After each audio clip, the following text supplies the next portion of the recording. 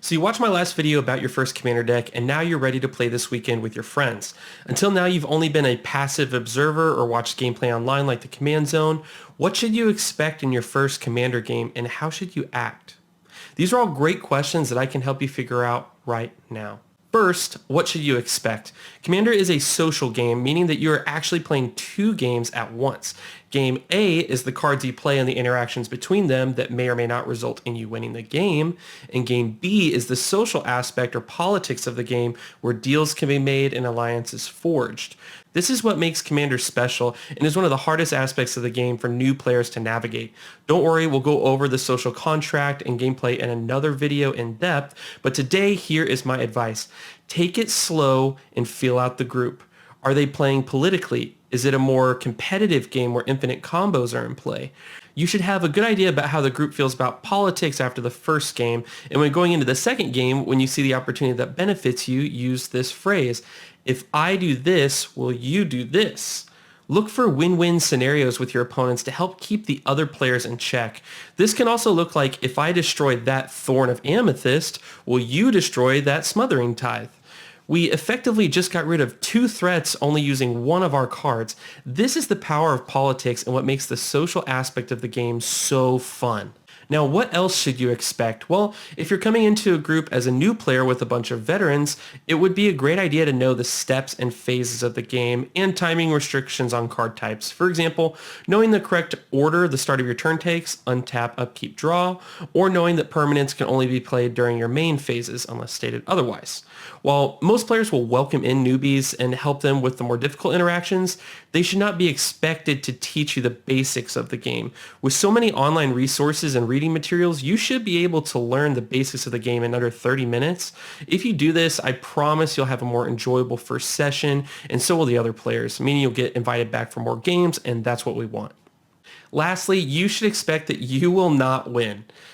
I know that sounds harsh, so let me rephrase it. Do not expect to win every game.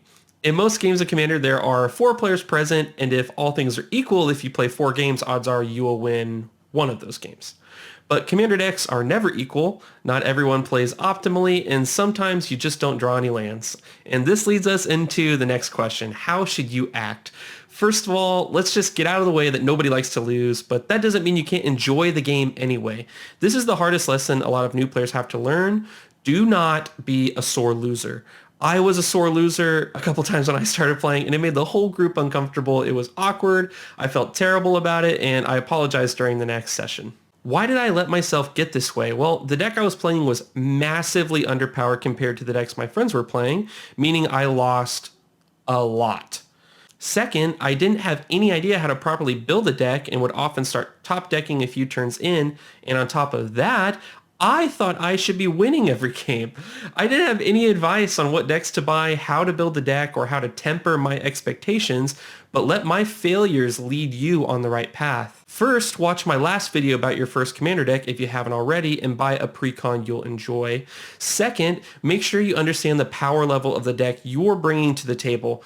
We'll talk about power level in depth in another episode, but to be short, if everyone's playing a pre-con, you should be fine. If you're playing a pre-con and everyone else is playing a combo deck, you might not want to get involved. Third, decide to build your own deck, then watch my deck building template video or use any of the hundreds of online resources available to you to make sure you're building your deck properly. Fourth, do not expect to win every game. Do not expect to win any games. If you do win, be a gracious winner, but most importantly, if you lose, congratulate the winner for a great game and shuffle up. Fifth and final, and this is something I always aspire to every time I play, and it is infectious.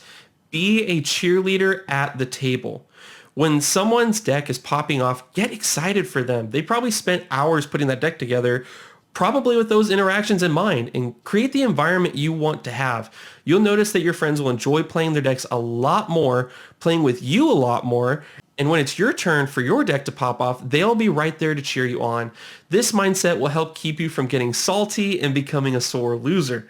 It makes a 3-hour Commander session an absolute blast and sets the tone that you enjoy playing the game and enjoy when others are playing well and that you have a kick-ass playgroup.